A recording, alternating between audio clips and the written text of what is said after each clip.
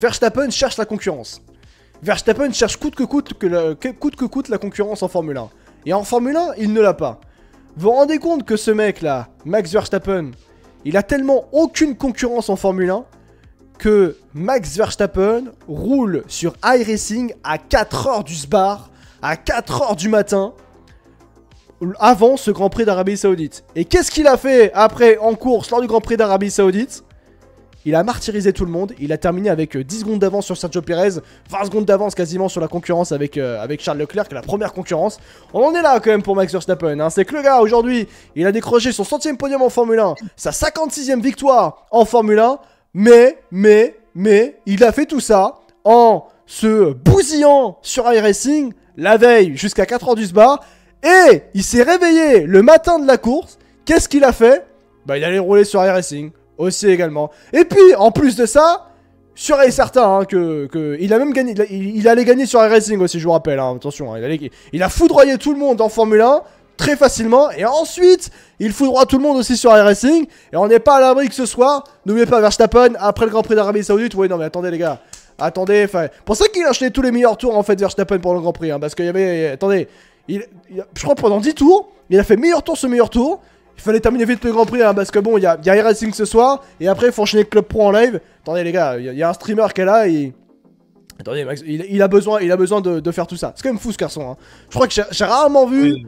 J'ai rarement vu un champion du monde et un pilote autant rouler sur la Formule 1 et ensuite se permettre tout ça, parce que quand même ça c'est fou de se dire que ce pilote là se permet ça, on va dire ça ainsi.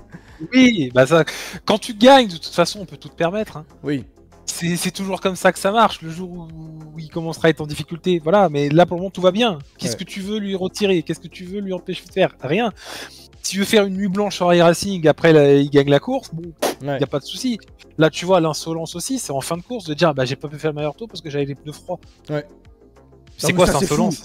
C'est insolent. Non, mais quand même, j'avoue que c'est insolent ça. Que de faire une soirée iRacing, tu vois. Ah ouais, c'est ça qui fait peur. C'est du coup, qu'est-ce qui va se passer dans la suite de la saison en fait? Ouais.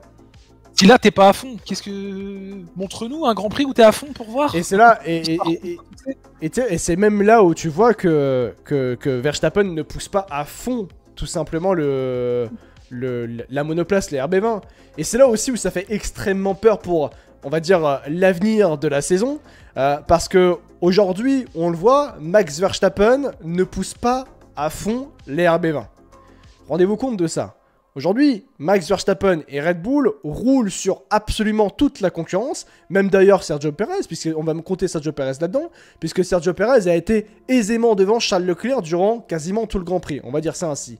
Donc là, on est en train de nous dire que Red Bull, dans la globalité, Verstappen plus Perez, ne poussent pas à fond leur RB20, mais surdominent absolument toute concurrence en Formule 1. On en est là quand même, hein. Donc...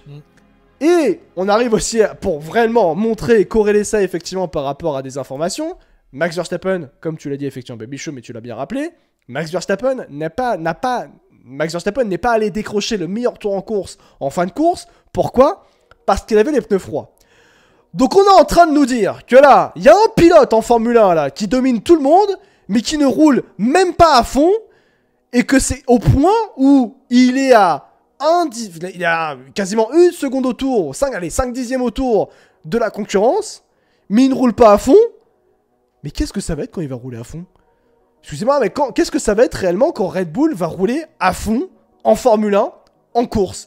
Et même, j'ai envie de dire, en qualification.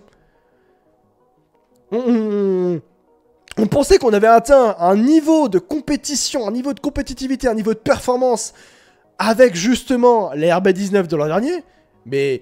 Semblerait-il que finalement les RB20 est encore meilleur que la monoplace de l'année passée, est encore une arme de destruction massive entre les mains de Verstappen, mais même aussi entre les mains de Perez, hein, il faut le dire aussi, et qui ne roule à l'heure actuelle pas encore à fond.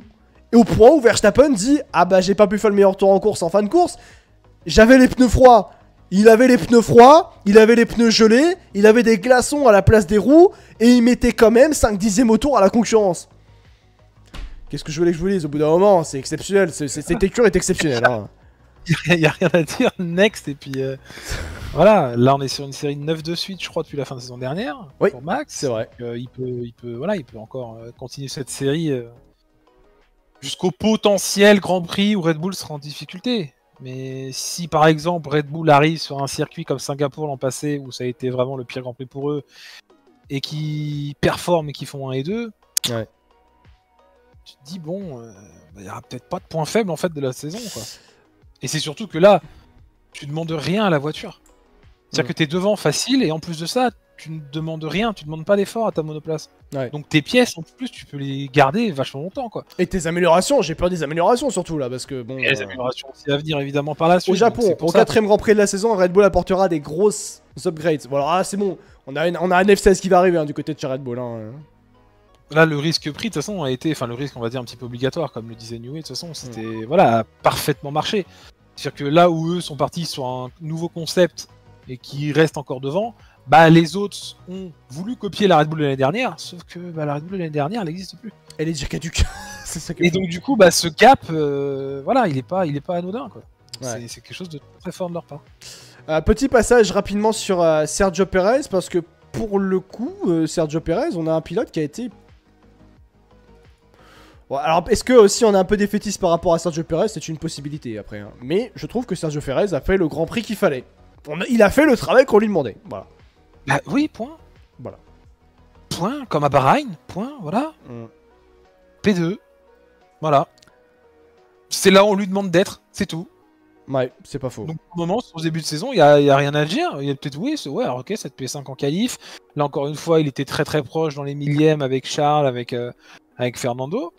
Mais au final, voilà, c'est la course qui compte le plus. Et bah écoute, là, 2 fois P2, qu'est-ce que tu veux lui dire? Oui, il y a rien à dire. Hein. Pour moi, intouchable. Perez, vraiment, je vous dis, pour 2025, à l'heure actuelle, je le vois intouchable. Hein.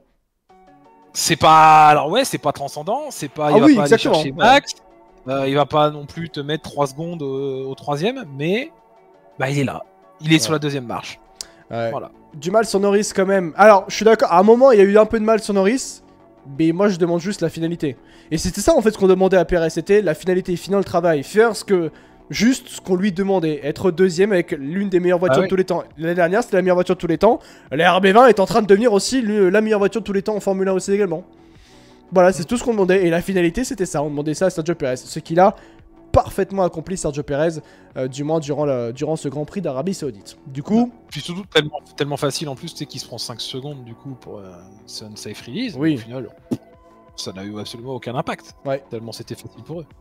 C'est vrai effectivement par rapport à Sergio Perez. Voilà en tout cas pour le débrief autour de Red Bull, les copains.